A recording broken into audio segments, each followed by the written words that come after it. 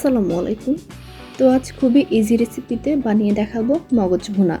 এই মগজটাকে খুব সিম্পলি মশলা দিয়ে ভুনা করেছি আর খেতে কিন্তু খুবই টেস্টি। তো চলুন দেখে নিয়ে যাক সম্পূর্ণ রেসিপি।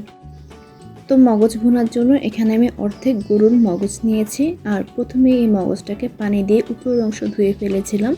আর ধুয়ে নেওয়ার পর কোনো রকম পানি ছাড়াই এভাবে হাত দিয়ে একটু কষলে নিচ্ছি। এতে করে মগজের মধ্যে যে সুতার মতো থাকে সেগুলো খুব ইজিলি বের হয়ে আসবে আর মগজটাও একদম ক্লিন হয়ে যাবে। তো এই তো মগজটাকে ক্লিন করে রান্নার জন্য রেডি করে নিলাম। আর এখানে মগজ ভুনার জন্য প্যানে সয়াবিন তেল দিয়েছি, আপনারা চাইলে সরিষার তেল দিতে পারেন। আর তারপর দিয়েছি হাফ কাপ পেঁয়াজ কুচি আর দিয়েছি 3 থেকে 4টা ফালি করা কাঁচামরিচ। আর তারপর 3 থেকে 4 মিনিট এই পেঁয়াজ কুচি ভেজে নিচ্ছি। আর ভেজে একটু লাল হয়ে আসলে দিচ্ছি রসুন বাটা 1.5 চা চামচ। রসুন বাটা দেওয়া হয়ে গেলে আবারও কিছুক্ষণের জন্য ভুনা করে নিচ্ছি। আর মশলাটা যাতে পুড়ে না যায় সেজন্য সামান্য পরিমাণ পানি দিয়ে দিলাম। আর সাথে দিয়েছি হলুদ গুঁড়ো হাফ চা চামচ, মরিচের গুঁড়ো হাফ চা চামচ, এটা ঝাল অনুযায়ী দিবেন। আর দিয়েছি স্বাদ অনুযায়ী লবণ। আর দিয়েছি আদা গুঁড়ো হাফ চা চামচ, গরম মশলা হাফ চা চামচ, আর হচ্ছে ধনে আর জিরা গুঁড়ো হাফ চা চামচ।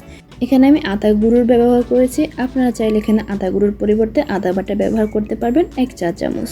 আর সেই সাথে মশলাটাকে কষানোর জন্য পানি দিয়ে দিচ্ছি। আর এখানে আমি গরম মশলা গোটাটা ব্যবহার করিনি, পাউডার ব্যবহার করেছি।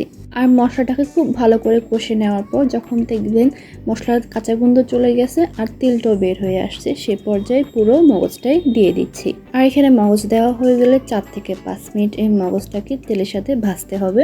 আর ভাজা হয়ে গেলে আমি রান্নার জন্য পানি দিয়ে দিচ্ছি প্রায় 1.5 কাপ। আর এখানে যেহেতু গরুর অর্ধেক মগজ ব্যবহার করা হয়েছে তাই চেষ্টা করবেন দেখানো মেজারমেন্ট অনুযায়ী মশলা ব্যবহার করতে, এতে করে টেস্টটা প্রপার হবে। আর তারপর চুলার আঁচ মিডিয়ামে রেখে এই পানিটাকে সম্পূর্ণ শুকাতে হবে। পানি যখন শুকিয়ে যাবে তখন অনেকটাই তেল বের হয়ে আসবে। আর তেল বের হয়ে আসলে দিচ্ছি ধনেপাতা কুচি।